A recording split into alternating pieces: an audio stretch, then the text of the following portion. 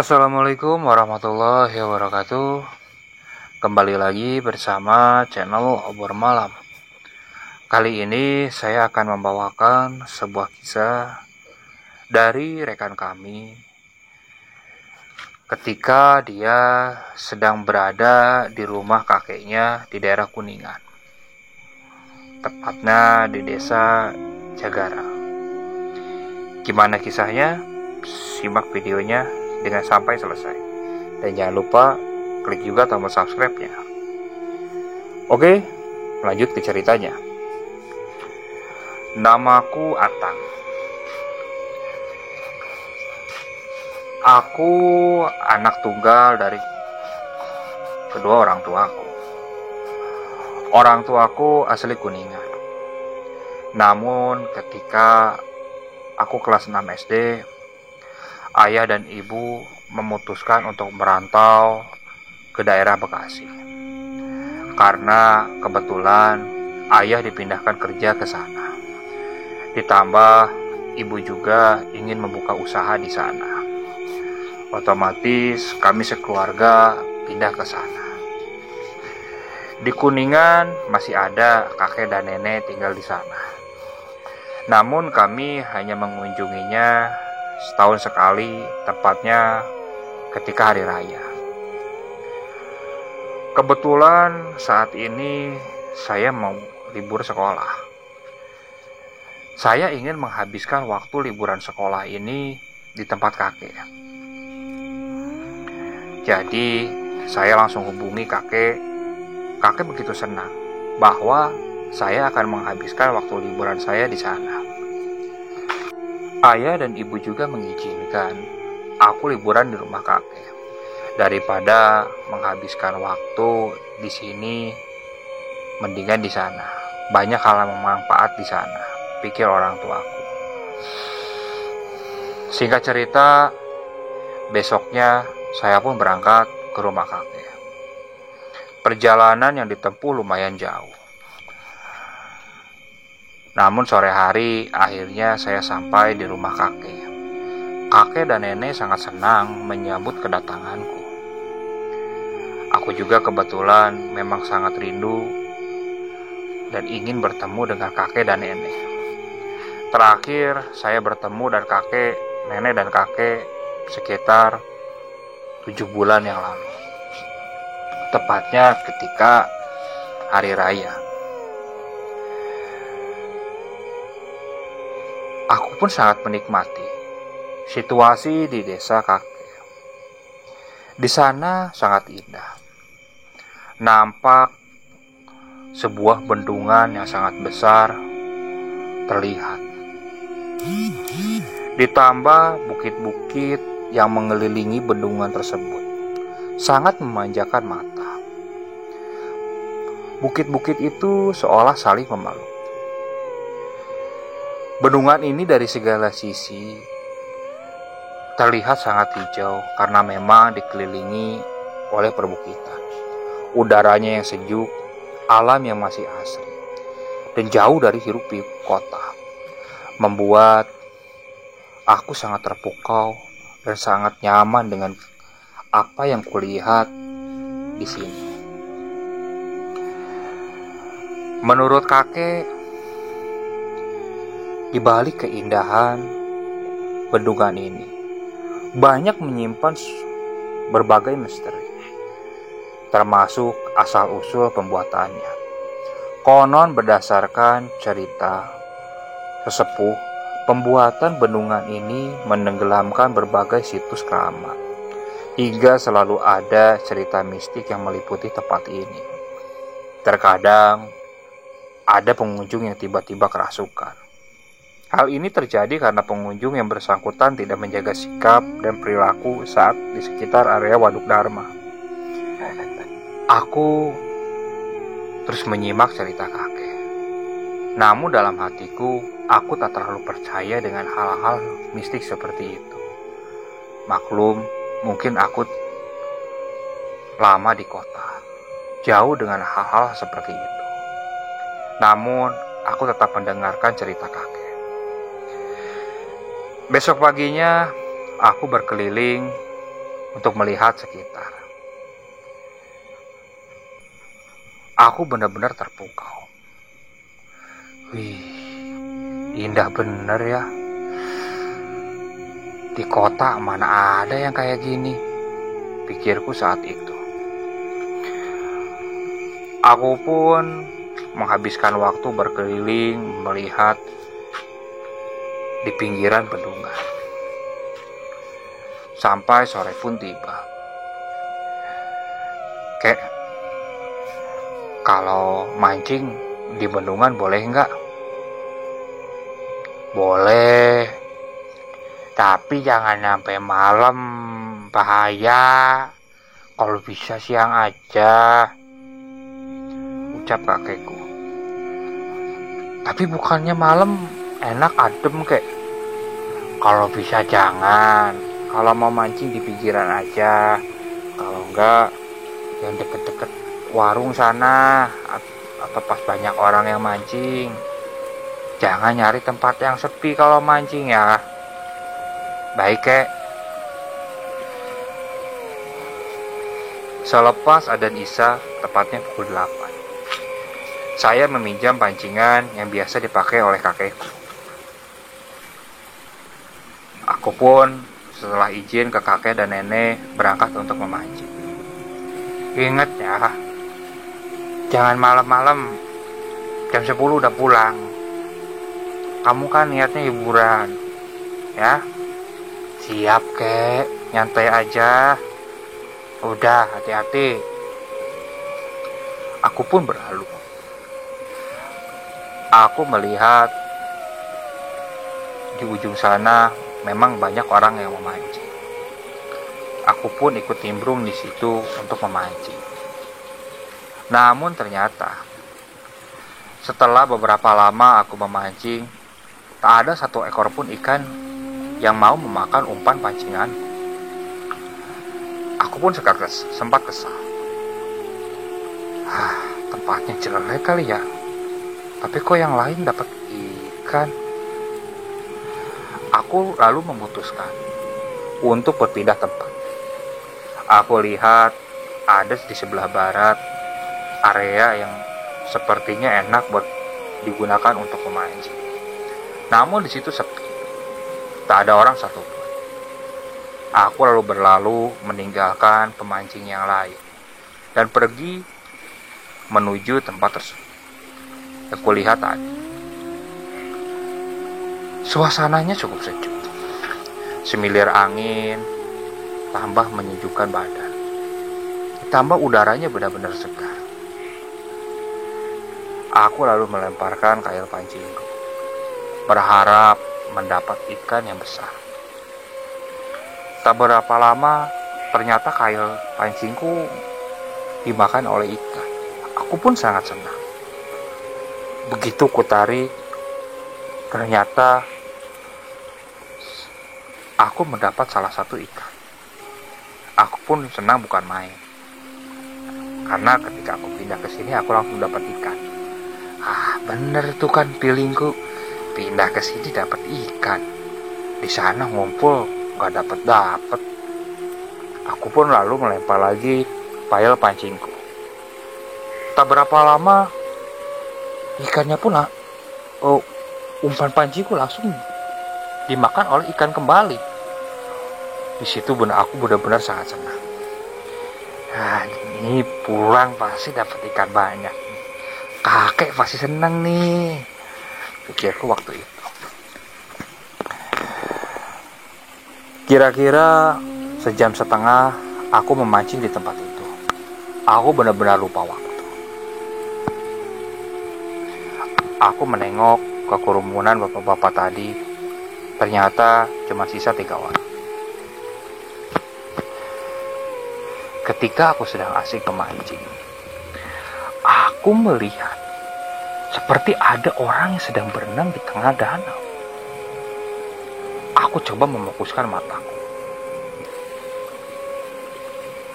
Loh, itu orang atau apa? Masa berenang malam-malam? Pikirku waktu itu.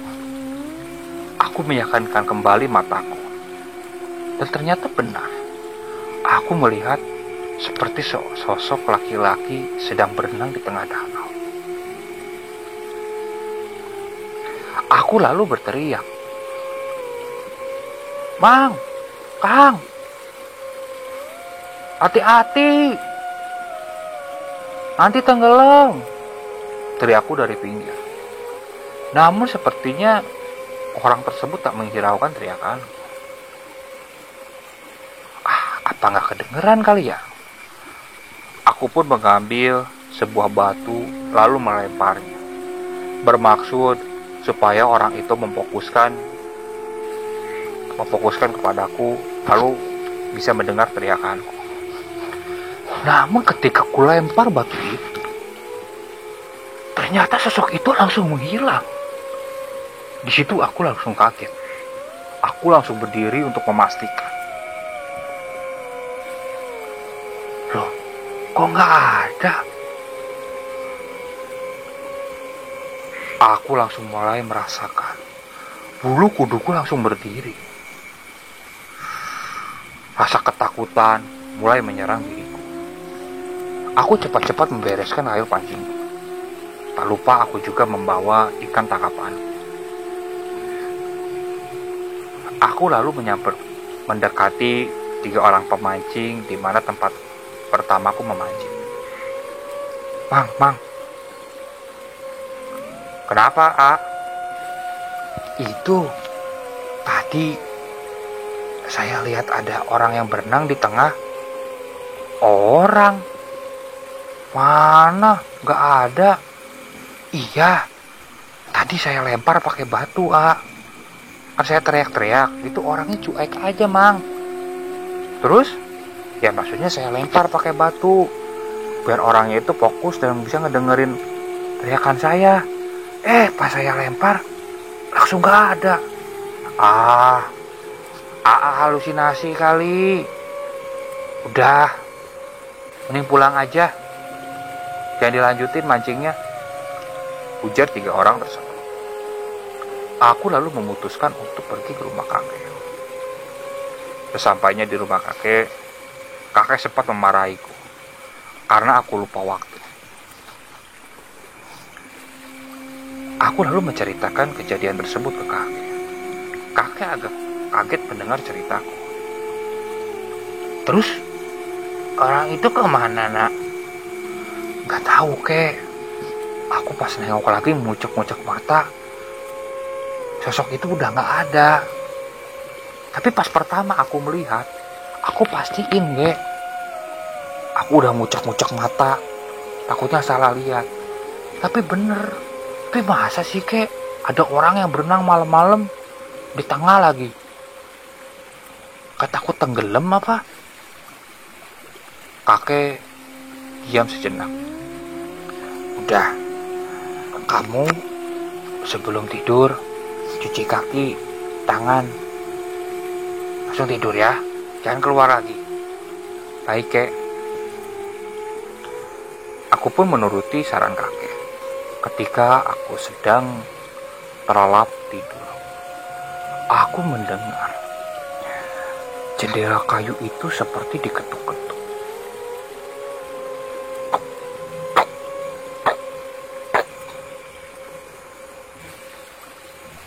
Aku mulai terbangun.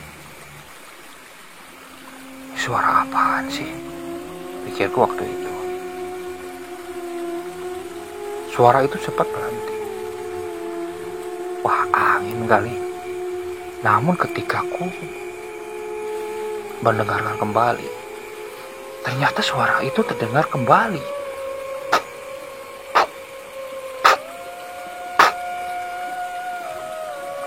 Loh, kok ada lagi?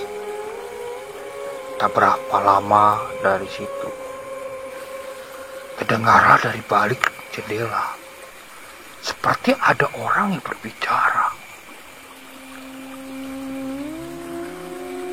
Kenapa tadi ngeganggu?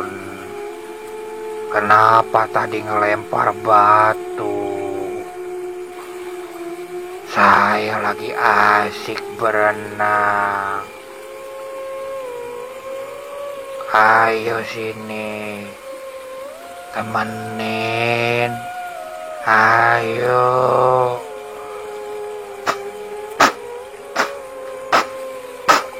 Lalu jendela kamar digedor-gedor agak kencang. Di situ aku mulai takut karena suaranya terdengar sangat menyeramkan. Ayo, temenin. Ayo.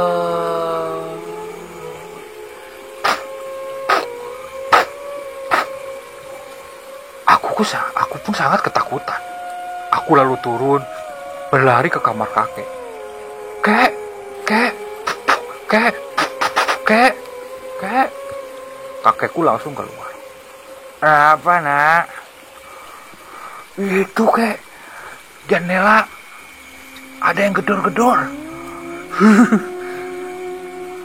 Kenapa? Lalu kakek pun masuk ke kamarku, mengecek.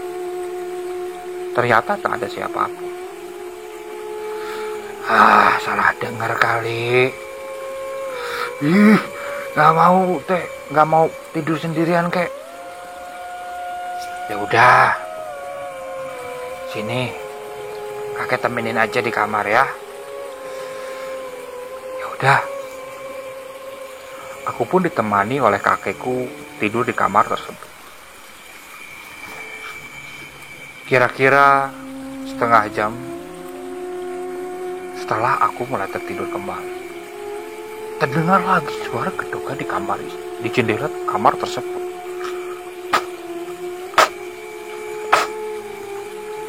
Ayo, ayo, temenin. Aku yang mendengar itu langsung goyang-goyangkan tubuh kakek. Kek, itu apa kek? Kakekku mulai memfokuskan telinganya. Suara itu terdengar kembali.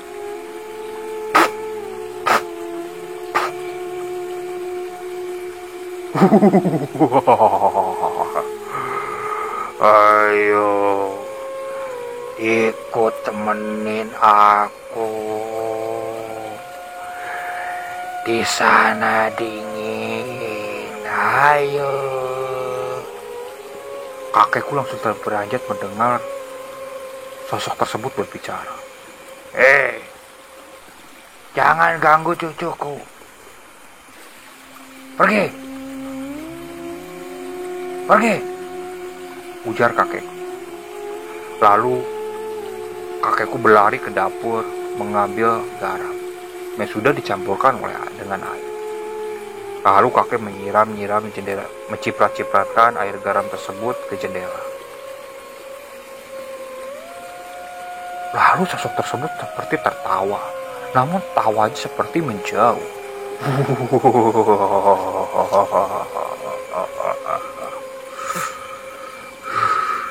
Kek, itu apaan kek? Udah, kamu gak usah takut, berdoa aja ya, ujar kakekku menenangkan. Dah, sekarang berdoa, nanti besok kakek jelasin ya. Sekarang kamu tidur aja yang nyenyak ya. Jangan lupa doa sama Yang Maha Kuasa ya. Baik kek.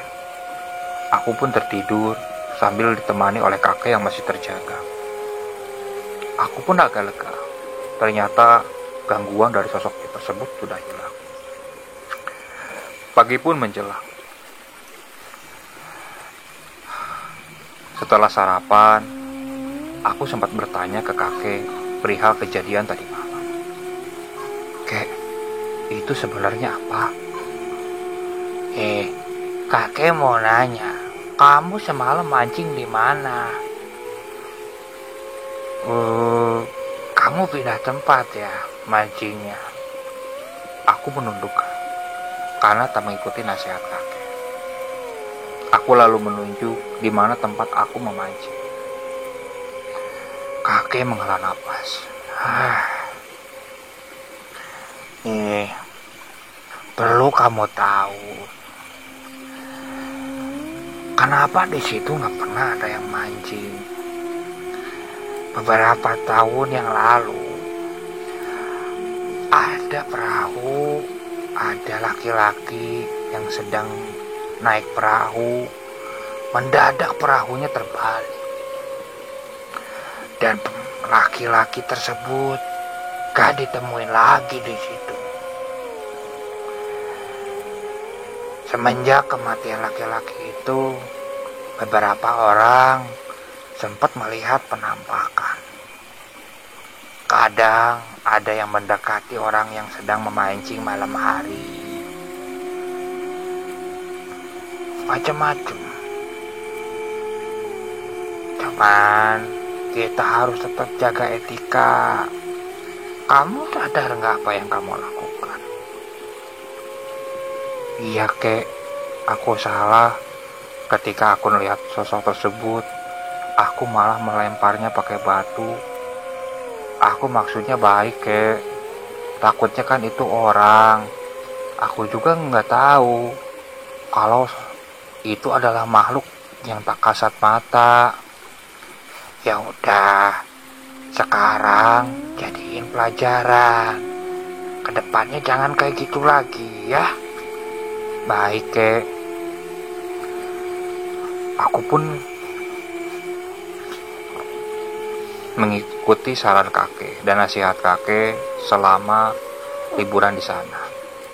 Lalu semenjak kejadian itu juga, saya tak berani lagi memancing di sana.